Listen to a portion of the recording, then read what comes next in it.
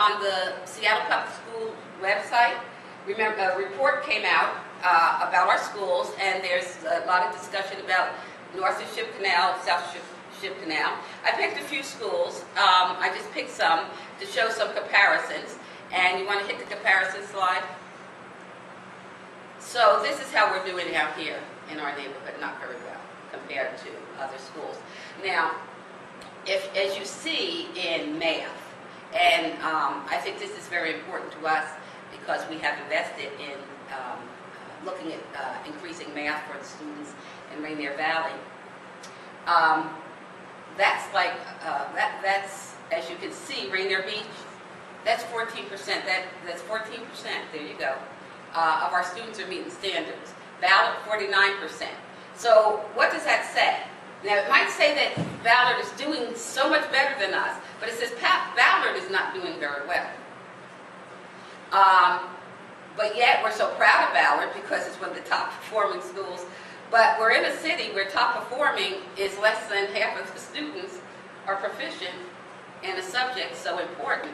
So they aren't doing well, they're just doing so much better than we are. So we don't want to compare ourselves with Ballard. We want to get in the 80s and the 90s for sure. So as you see, Dunlap, we have 36, 46, and 36, 55, and 17. And is that for science? Parents do better when someone has taught them and they know better. The reason that they interact with the doctor is that the doctor really believes they can't keep the child well without the parent having a certain amount of information about the child. And we found that wasn't necessarily true at the schools, that parents really didn't know much about how their children learn, what they're doing, what the test is, the outcomes of the test.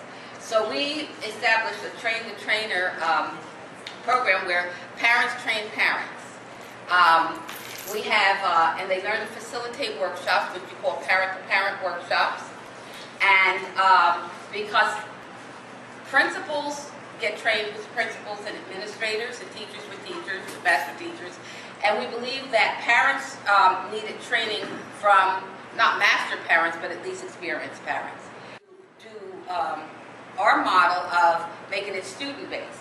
So our involvement is around the student. So it's not what the parent is doing in the school, it's what the parent is doing with the student. So positive home-to-school communication actually establishes a partnership between the teacher and the parent. And so in this one, this is very basic. The parents actually learn how to do a conference. School conferences are one of the most important dynamics for the communication between the teacher and the parent, or the principal and the parent, or whoever is in the school that they need to talk to. Many parents would go to the conferences if they knew what they were about or what to say. Nobody wants to go somewhere and they really aren't quite sure what's going to go on. So we actually give them the questions to ask. We talk about what's going to happen. We let them know the teacher's going to come very prepared. And so they need to be very prepared to ask the questions and receive the information and to do the follow-through after the conference.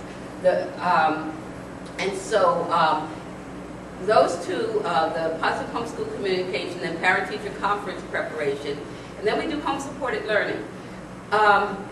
We agreed in the earlier seminars that the teacher could be held responsible for teaching the skill. That's the role that the teacher plays. To maintain the classroom management, know the subject matter, teach the skill. And the role of the parent is to practice the skill in ways that the child really learns it. The teacher does not have time to practice and apply the skill. And to apply the skill in ways that are important to the parent, the family, the community. So we tell them that, you know, LeBron James, someone taught him how to, you know, throw the ball, but it was only after hours and hours of practice that they were able to, he's able to know that when that ball leaves his hand, it most likely will go in the basket. We want students and children to know that when they pick up that book, those words are going to pop right off the page because they've been practicing that or doing their math or whatever the subject matter is.